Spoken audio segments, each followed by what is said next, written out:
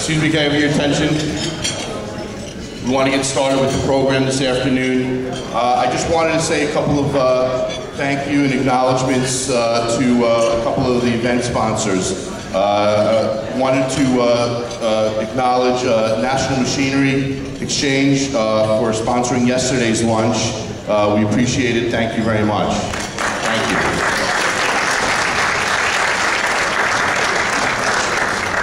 Also, this afternoon's lunch is sponsored by Wisconsin Metalworking Machinery and Yoder Machinery Company. Thank you very much. So now I'd like to get us revved up for, this is our last and final seminars program for this convention. We're saving the best for last. I'd like to introduce Roy Gavician, and from Great American Group, who's sponsoring this seminar. Thank you very much. Thank you, Rod. Good afternoon, everybody. My name is Roy Gavician. I have the pleasure of introducing the last speaker of our beautiful convention. Her name is DeFazio. She has a master's of science in nutritional science, a registered dietitian. She is a media host, television host. She blogs. She's on a number of websites. She's been mentioned in articles from People Magazine to Us Weekly Magazine to Star and all of the tabloid magazines that everybody's used to seeing at airports. And the reason why I suggested that Lisa speaks to the group is because, you know, all of us are on the road. I know that all of us who are chasing plant deals or running from planes and rental car facilities and so on, we never ever really make the best choice in what we are going to eat while we're on the road. And I know I do a little of straying away from what I'm supposed to be eating when I'm on the road. And of course, the guys that I'm eating with are saying, Roy, does Lisa know you're ordering that? Or does Lisa know that you're eating that? And so the guys that I'm on the road with often will also keep their eye on me. And I'd like to introduce you to Lisa DeFazio, definitely, no doubt, my better half. And she takes care of my heart. Hopefully, you guys will give her an hour of your time. That way she can take care of yours. Come on, Lisa.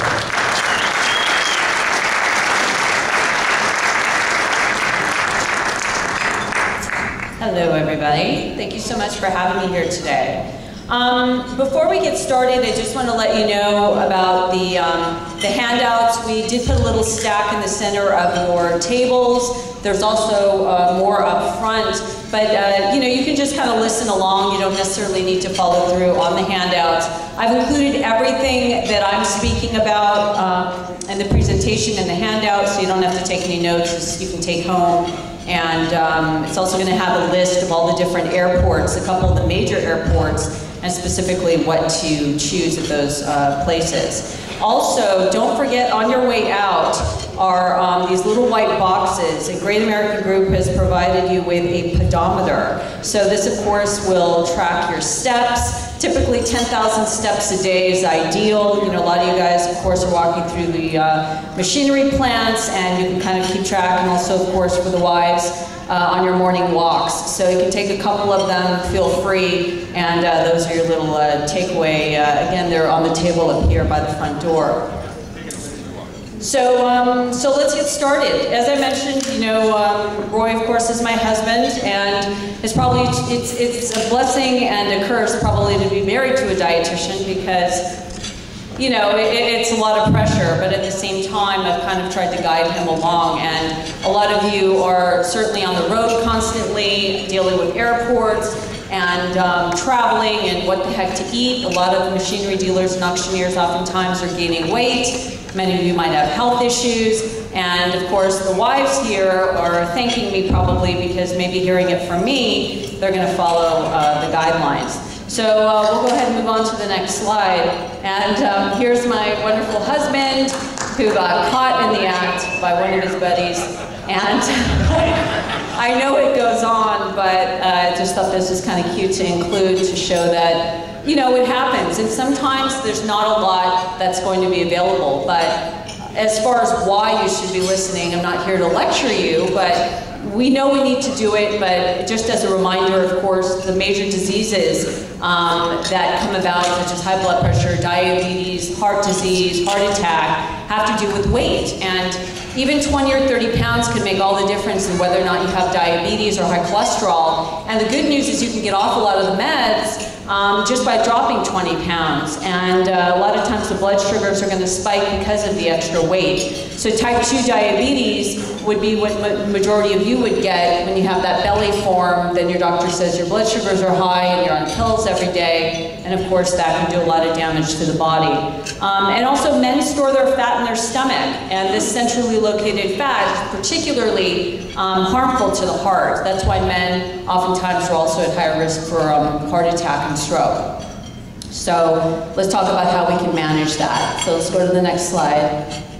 So you can control your health, though this isn't a doom and gloom kind of thing. This is all about go get your physicals. My husband finally, 2 weeks ago, went for his first physical in 15 years. So he was actually pleasantly surprised. And a lot of you know, it's ignorance is bliss. And if I don't know what's going on, then you're not going to worry about anything. Let's just ignore it. But a lot of times, you know, if you go, get your cholesterol checked, your blood pressure, and nip it now before it just hits you one day at an auction out of nowhere. And the good news is, again, with 15 or 20 pound weight loss, if you need to lose weight, all of your risks and all of your levels go down. So it's really about weight loss, and bottom line is calories. Okay, next slide. So healthy eating tips on the go, and again, a lot of this is, or all of this is in your handouts. So pair higher calorie foods with lower calorie ones. I'm not expecting you to become a vegetarian. I'm not a vegetarian. We don't eat perfectly in my household. So this isn't about an ideal diet, but let's say if you are going to go to McDonald's and all you have available is a fast food place, at least get the small plain burger and have a side salad with it. Or a lot of these places also have healthier options now. You know, don't get the fries and a soda on top of that. Have water. Calories are calories, and calories from soda turn to fat just like the burgers. They don't just go right through you. So you could, a lot of you are probably drinking 500 or 800 calories a day, and it may not even be your food you need to worry about. Plenty of water, of course. Don't waste your calories on beverages. Things like vitamin water would be fine. I get bored with water as well. Or you put a splash of juice in your water. But a lot of people and a lot of children, you know, we have a 6-year-old at home as well. A lot of us, we know the kids are drinking their calories. So it's good for the whole household. And then plan ahead. Make sure you have healthy snacks. Pack stuff in your carry-ons. We're going to talk about what to grab at the airports so you're not starved and just find yourself desperate to go get a burger. Okay, next slide.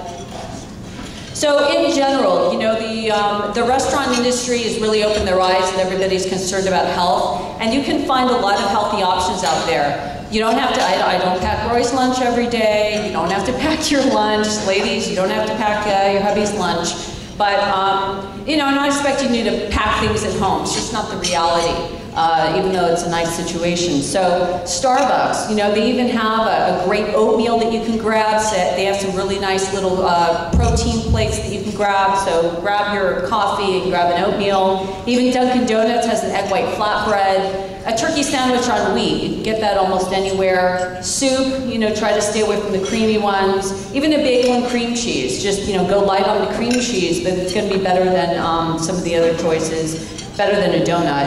And then fresh fruit and yogurt. So again, a lot of these are available just about everywhere. Next slide.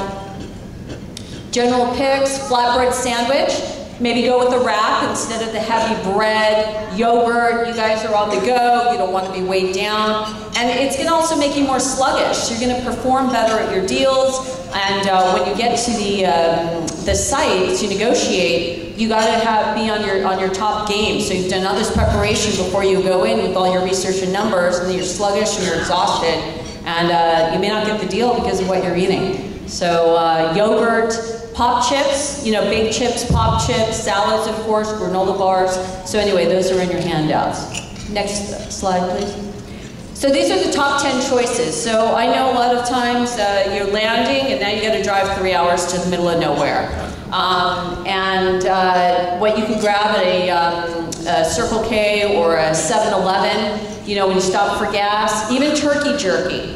It's not a perfect situation, but I get it. Sometimes that's all that's available. The protein bars are really good, power bars, balance bars, trail mix, yogurt. Again, grab a handful of stuff so you're not going to feel desperate to just go through a Burger King. Next slide. Beverages, we talked about this, but I'm just giving it right to you. You don't have to think about it. You know, just even a diet Snapple, Gatorade, Powerade. Don't blow your calories on a 250 calorie Coke. A couple of those a day, you're going to be up a pound a week. So there's 3,500 calories in 1 pound of fat. So if you're eating 500 extra calories a day, by the end of the week of 7 days, you're up a pound. So it really doesn't take that much, but at the same time, you cut back 500 a day from what you're doing now, dropping a pound a week. If you're working out, you're down 2 pounds a week. So it's really not that hard to lose weight, even though everybody says it's kind of a challenge. You guys are great with numbers, it's a numbers game. Cut back 500 calories a day from what you're doing now. There are a lot of great apps out there, if any of you are into the apps and the iPhones and that sort of thing, that you just plug it in and it kind of keeps track for you. Next slide. So a lot of times, of course, you're going to diners and coffee shops.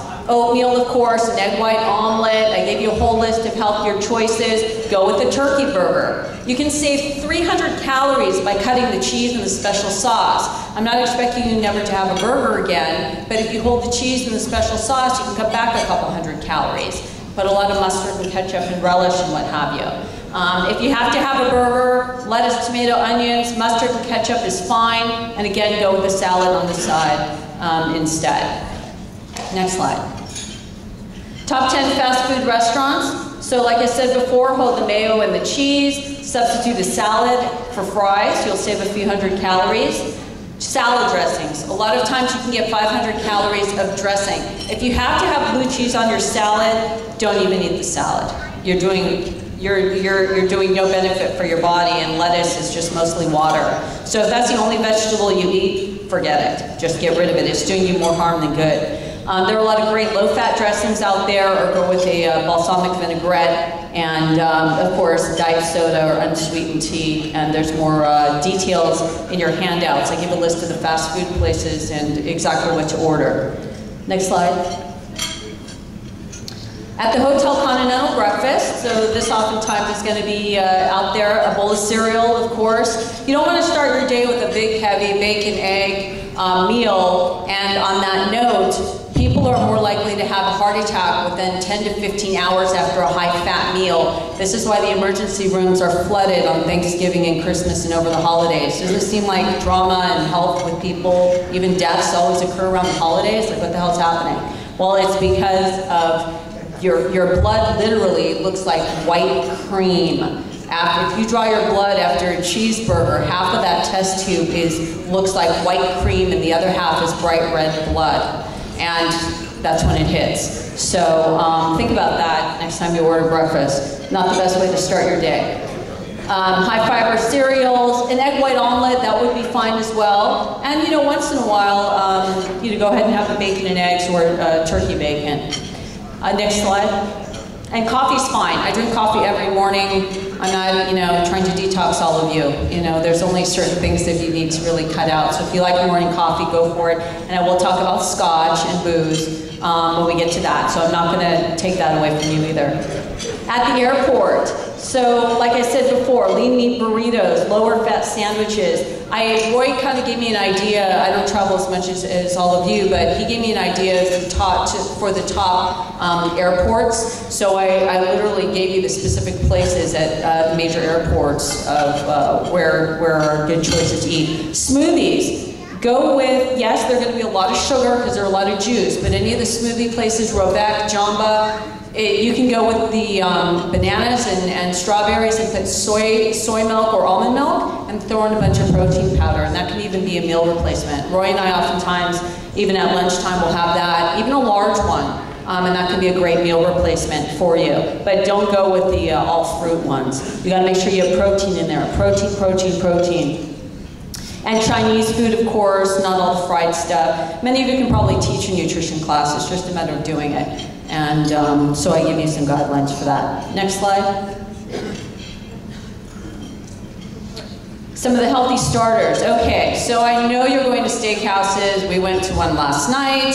This is just what you guys do in the middle of nowhere because I know that's oftentimes all that's available. And of course, you guys like your steak. So this is how we're going to maybe deal with it. Sometimes I know when you're traveling, you might be in a steakhouse four nights in a week because that's just where you're going because you have to do your business and socialize with one another. So the oysters will be great. Seafood is great, a shrimp cocktail. Start with something like that instead of a blue cheese Cobb salad. And a broth-based soup instead of a cream soup, not a creamy clam chowder, and maybe a minestrone. And of course salad, we talked about the blue cheese and the ranch, go with the vinaigrette instead. Next slide. The steak. So you know, filet is going to be the leanest, sirloin and filet down at the bottom there. This is all in your handouts. It'll be about 700 calories for 12 ounces versus some of the others, like a ribeye is 1,100 calories. Most of you guys in here need 2,000 for the men, 2,000 to 2,500 calories a day. If you came in to see me for weight loss, I'd be putting you on 1,800 calories a day. A lot of you guys are eating 3,000 at your dinner, and you wonder where the belly's coming from. It's really no mystery. So take it easy.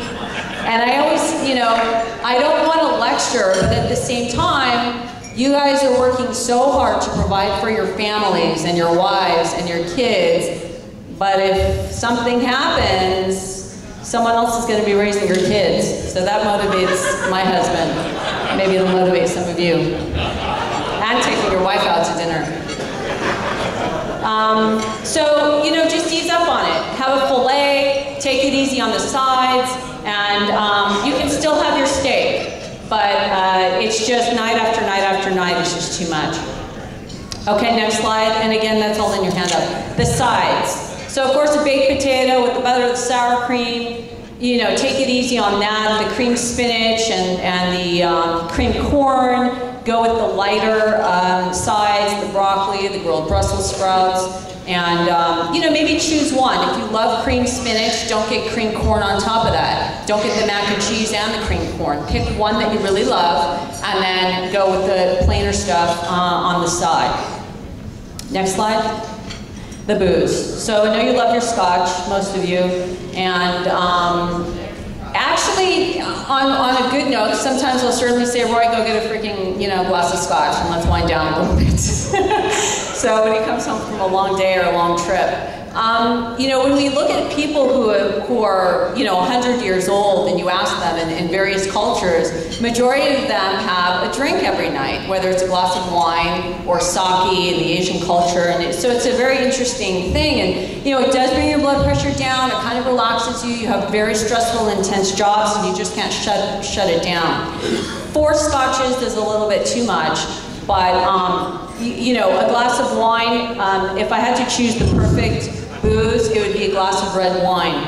Red grapes have a component called resveratrol, which actually acts as a blood thinner. And that's why they say, oh, red wine is so healthy. But again, not the whole bottle. And I know the ladies of us with kids, it's like, you know, you join your husband and have a glass when you're home with the kids and what have you.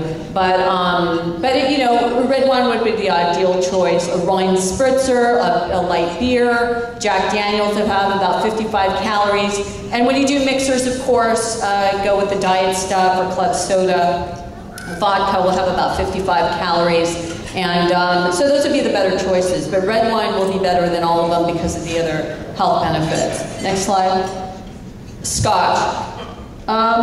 You know, again, calories are going to be a little bit higher. 40% alcohol, a 1.5 ounce glass, which you guys are having a lot more than that. Even at one glass. It's going to add up. So 1.5 ounces is already 110 calories. So just, you know, take it slow. If you can dilute it down with something, you know, nurse it a little bit, but calories are calories. And like I said before, whether it's orange juice, apple juice, scotch, or a chili burger, it's going to go to your belly and everywhere else if you're not burning it. So just because you're drinking it doesn't mean you just urinate it out and it disappears. Next slide.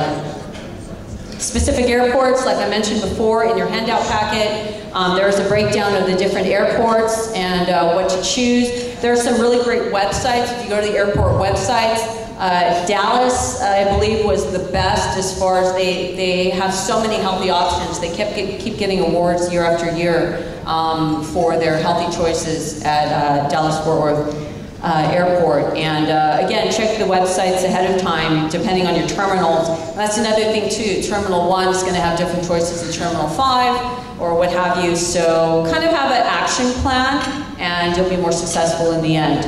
Next slide. So in conclusion, your weight and your health are your responsibility, not the wife, not the kid, your big boys. Time to take responsibility for it. And in the end, of course, like I mentioned before, you're working so hard. And on a serious note, you guys are killing yourselves. You know, I get it. You know, Roy and I have been together now about 10 years. And, you know, it's a very grueling, exhausting profession. And it has the benefits, of course, of a nice lifestyle. But at the same time, you can be killing yourself in the process. So really just be aware of that. And with a little effort and planning, you can still take care of yourself and savor the benefits and the fruits of your labor in the end. So I'm just going to kind of open it up for a couple questions. Oftentimes when I'm at conferences, sometimes people might have some random questions that want me to elaborate on. Yes? I read a report that diet soda is very bad for you. So say a lot of soda with your mouth. Is that true, or should I be drinking regular soda? You're right. I mean, to an extent, it does have the artificial sweetener, and you know, again, as a dietitian, because there is so much information out there, it's really a challenge. For this group, diet soda is the least of my concerns. When I'm talking to a group of physicians, I take it to the next level. But these guys are doing a lot worse things than diet soda. For the women in here and for your kids, you know, a lot of, you know, typically sometimes the women, you know, we're doing a little bit more for our health, then I wouldn't put someone on diet soda necessarily if they weren't really used to it. There have been studies that show that diet soda can stimulate sugar cravings. Every can of diet soda has 7 packets of equal in it. So there are people that get addicted to the diet soda. And the interesting thing is that most people that really get hooked on the diet soda are overweight. And there, you know, there's this kind of interesting thing about that. So your body thinks it's having something sweet and it's not satisfied by calories, so it stimulates sugar cravings because your body wants to get that sugar fix. If someone is healthy and they don't have diabetes and they have one soda a week or half a can, or like for my son, you know, go with the regular stuff. But sometimes I just use it as a guideline depending on the patient. And if, you know, they're over here, it's all I can do to get them on diet soda, like most of the men in this room. So but I hear you, you're right. So it's, you know, with diet and nutrition, it's all a balancing act, and if you can go as perfect as you can and get off of it, club soda certainly would be a better mixer. Good point. Yes, sir. 2 questions. Okay, 2 questions. First one is, what is your take on going from, I know there's a lot of stuff out there that's promoting 100 calories, 50 calories. There are all these little packets of small calorie items, but a lot of them are made up of chemical products, whereas a lot of people are saying, you know what, instead of going with an Equal or a Splenda or something like that, I'm just going to go back to natural sugar, or going to other things that are not with the chemicals, but at the same time they're higher in calories. So how do you mix that? Again, it depends on the individual and where you're at and how healthy or health conscious you want to go. I think there's a good place for those 100-calorie packets to an extent for some people, again, who are eating, you know, 10 Oreo cookies, and it's really about portions. I think it's a good educational process. But if you go to Whole Foods, you go to Trader Joe's, you can get those individual packets with just all natural, not a lot of added sugars. If Splenda is more natural than, let's say, the Equal and Stevia, which is kind of derived from an herb, but if you have to have, you know, 7 scoops of sugar in your iced tea, you want to look at that. And if 1 scoop is fine, and again, you don't have diabetes, and a lot of you, I guarantee there's probably 10 people in this room who have high blood sugars and don't know it. So if you guys haven't gone for your physicals or checkups in a couple years, you know, it's not like anything, you're going to feel anything until it's really too late. It's not like all the tingling and all those typical symptoms that you hear about. So, so that would be my concern. Let's say if a random person came into my office and then I would just, you know, give them tons of sugar. But certainly, as more natural that you can go. For the guys in here that are smoking, I'm not really concerned about if they're using Splenda or you know, sugar. So again, it depends on the individual. The second question that I had is this, and it goes back to the diet soda question. There's been a lot of talk that I've been reading about pH levels in food. Is there any truth to that, or is there anything that you can rely on? You know, there are diets and theories of, you know, keeping your body more acidic and more alkaline, and you know, my father's a dentist, and I guess being raised by a dentist, the whole issue with diet soda is also it can erode your tooth enamel, which also has to do with the acidity and pH levels and what have you. I mean, certainly if you're not drinking diet soda, don't have it, but some people will drink like 4 Cokes a day. So if they can... There's a lot of talk about like different foods having a high acidic level, and to bring your body down to a more alkaline level. You know, cravings or and not really, I mean, if you have acid reflux or if it's really medically affecting you, but as a general rule of thumb, it's really way too detailed and medical for the majority of people to even, I mean, most people wouldn't even have a freaking piece of fish at dinner. And for me to tell them about their pH and alkaline, you know, we're way out here. But if you're knowledgeable about nutrition and you do the research with it and you see a specialist, I don't personally put people necessarily on that type of diet or protocol. There's probably nothing harmful to it, but it can just really, you have to be very meticulous with your diet. So as long as you're having a balanced diet and not doing anything crazy and followed by a doctor, again, if your body composition and medical issues, you know, might find it's a necessity. But just in general, having a balanced diet for most people will be sufficient. But certainly, so a lot of people are, you know, people are getting really into nutrition and diet and health. So as far as you want to take it, you know, great. Yes, sir.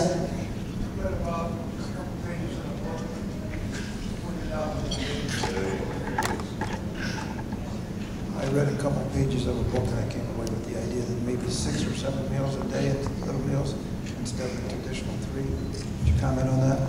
This is correct. Again, if you can have the discipline 6 or 7 times a day to have like 300 calories at one sitting, and every time you eat, the irony is that, you know, you think you want to cut back calories to lose weight, so you don't want to eat, but every time you eat, it stimulates your metabolism. So having, let's say if you need 1,800 calories a day, and you have 300 calories 6 times a day, that would be a perfect situation instead of an 1,800 calorie dinner, because your body doesn't need 1,800 calories at one sitting, and they're going to sleep on the calories and what have you. So in a perfect world, even 3 meals and a couple snacks in between, in a perfect textbook situation, yes, you're correct. But again, you have to do the math and figure, not just aimlessly eat 6 times a day. You know, you'll have 5,000 calories. So it has to be, you know how much you're eating at every sitting. But certainly if you have the discipline and time, I mean, a lot of you guys can barely eat every 5-6 hours. You're on a plane and you're here, you're at the office and get caught up. But if you can, you know, certainly that would be great. And on that note as well, you know, late night eating, you sleep on it. So having, you know, 500 calories at night versus 500 calories at lunch are 2 different things, because at lunchtime you're going to end up burning it throughout the afternoon. So whatever you can do to, you know, do your best not to have tons of food at night and, you know, 10 o'clock at night snacking. Just go to bed. A lot of times you're really just tired. You know, you're standing in front of the refrigerator at 9 o'clock and just standing there, close it, standing there, open it, like something new is gonna pop up in the fridge. You don't know what you want. You want something sweet, salty, crunchy. You're tired. Brush your teeth, rinse with Listerine. You're not gonna wanna eat after that. It kind of just cuts the craving down. Any other question? Yes, sir. I notice you pretty much avoid all dairy. Not necessarily. I mean, you know, you could yogurt. You know, for most adults, I don't know that, you know, we're sitting down and have a glass of milk. You know, maybe if I were doing this for kids. Cheese is loaded with fat, so cottage cheese and yogurt will be good dairy choices, and versus, of course, you know, cheese. So you can still get your calcium without having blue cheese and cheese. You can have yogurt, and you can have Greek yogurt, and you know, maybe low-fat cheese, but and milk, of course, in your cereal. I'm from Wisconsin, Meadowwood. Oh no, well, you know, maybe a low-fat Swiss. I love cheese. I mean, love pizza. You know, just because I'm a nutritionist doesn't mean I don't have cravings. But it's so high in calories for such a small amount that you know, you just really have. If you're willing to cut back elsewhere, you know, I wouldn't have cheese and steak. If you want to have the cheese, then, you know, take it easy on the red meat that day. So balance it out. But yeah, I feel for you. It's a big weakness for a lot of people. You got me down pat, that's for sure, on everything. I'm going to lose about 100 pounds by next year here on the MDNA. But my friend right here next to me, he's a big Dorito eater. And he looks pretty thin. Yeah, he wanted to let me know the one thing he does eat. He eats Taco Doritos versus the Cool Ranch Doritos. He wants to know which one's better. Between the taco flavor and the Cool Ranch? Yeah.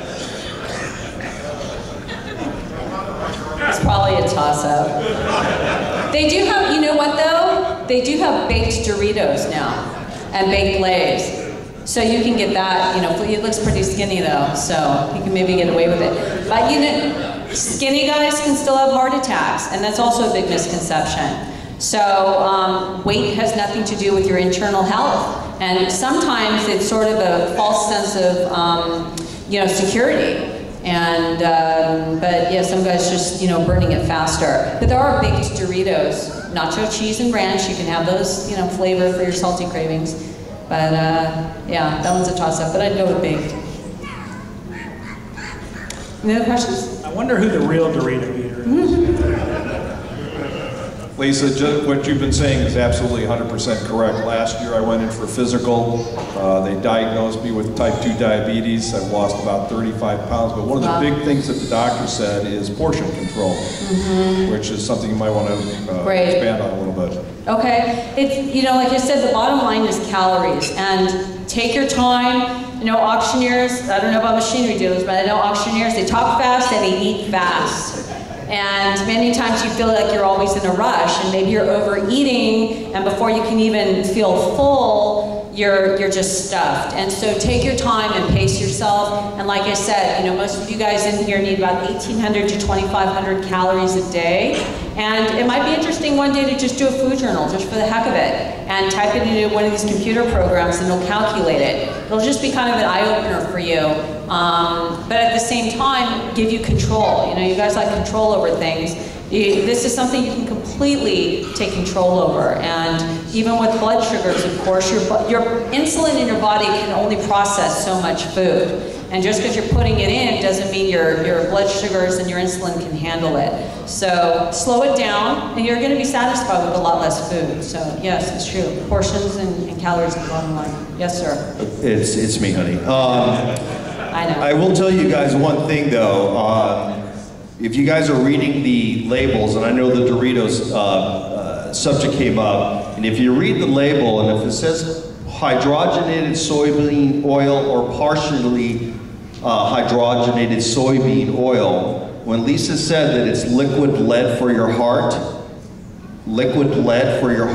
I stopped eating it. And I'm still trying to get my boss, Mark Whites, over here to start eating baked Doritos, but he won't. I don't like it. Well, it's too bad. But at the end of the day, when she said it's liquid lead for your heart, it resonated, and I stopped eating them that day. Because at the end of the day, when she said it's liquid lead, it's like, okay, I understand what lead looks like, I'm gonna stop eating it. So that's the only advice I can give you guys.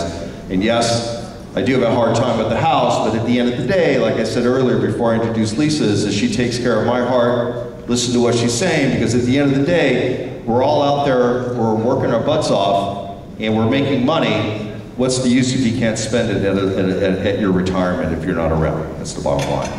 Anybody else? I actually have one real quick.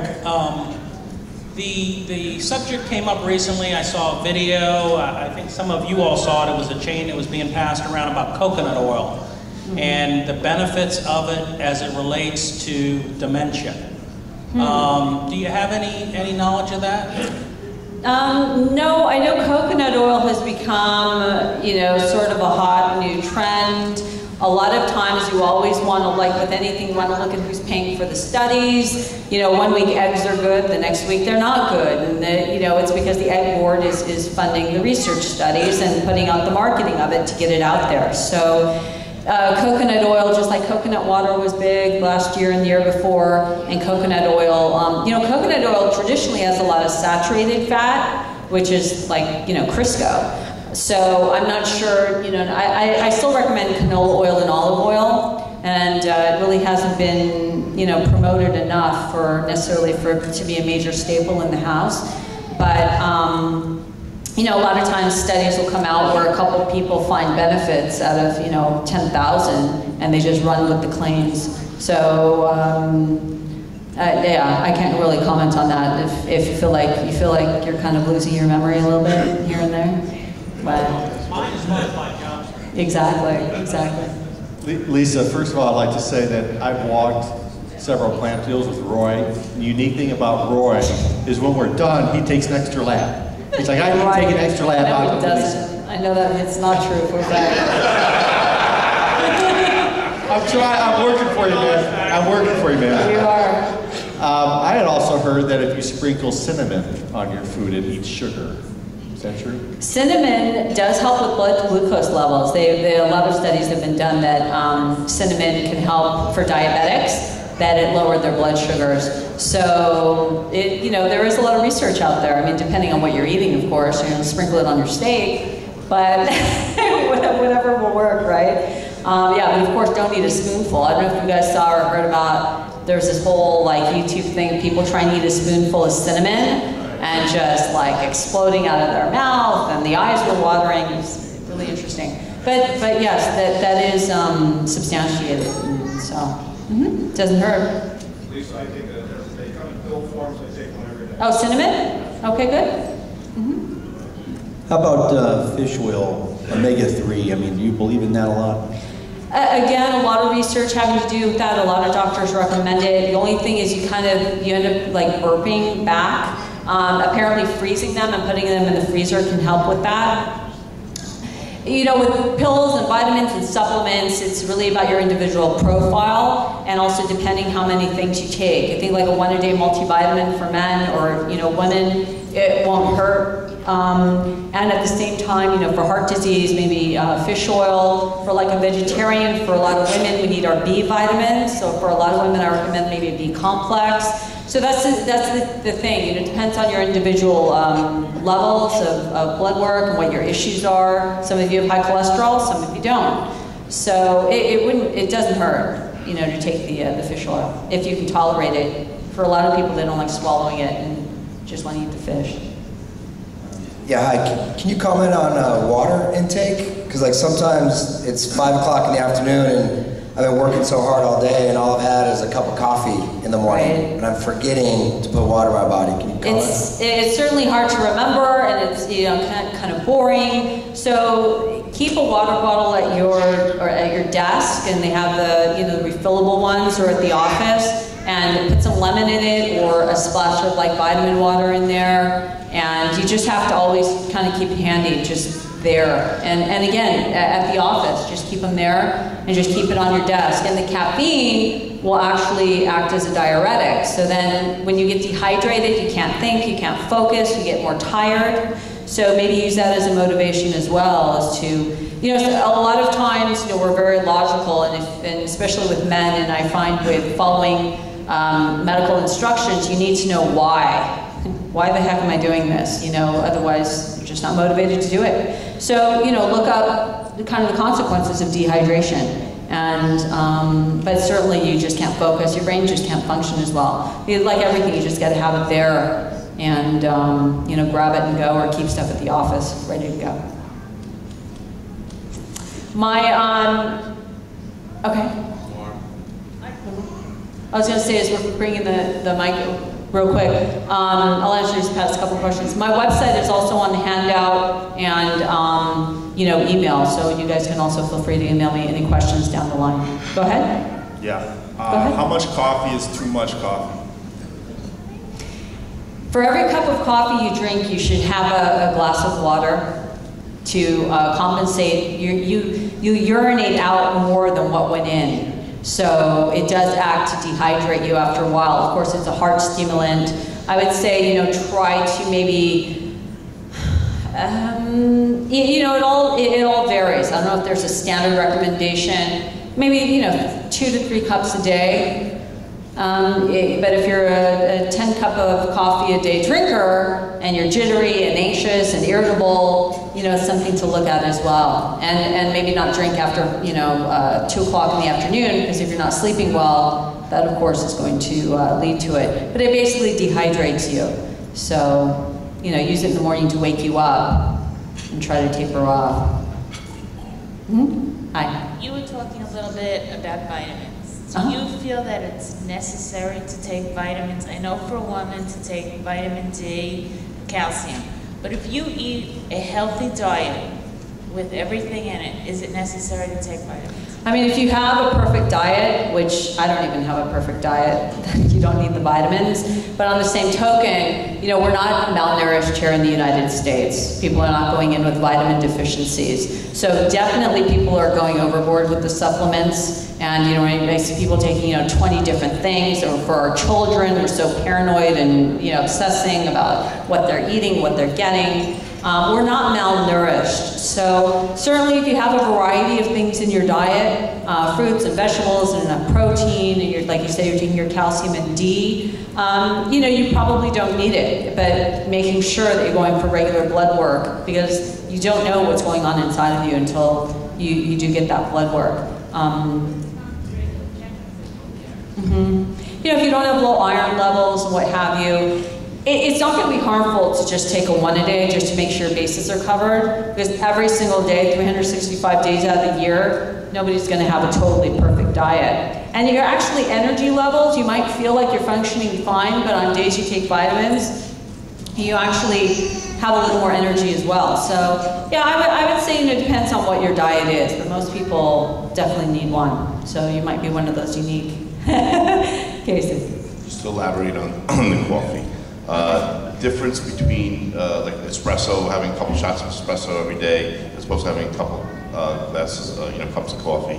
Is there a difference? Not a difference? Certainly the espresso is going to be a lot more concentrated, you know, maybe like having like 2 or 3 cups of coffee. So depending how strong, you know, if you're having Starbucks versus an instant Folgers coffee, you know, the milligrams of caffeine are going to differ. I mean, if your stomach can handle it as well, and your body, and you get used to it. You know, if you start your day like that off. But certainly the espresso is going to be a lot stronger. So 2 of those might be like, you know, 4 or 5 cups of coffee.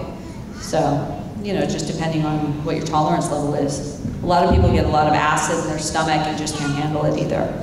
But, you know, I don't take people off coffee altogether and expect you to drink green tea. I'm a realist, to understand. Okay, guys, well, thank you so much. And again, feel free to email me if you have any questions. Don't forget your pedometers. I want to say thank you, Lisa, thank you very much for being here. Hopefully everybody took away a little bit and learned a little bit about something.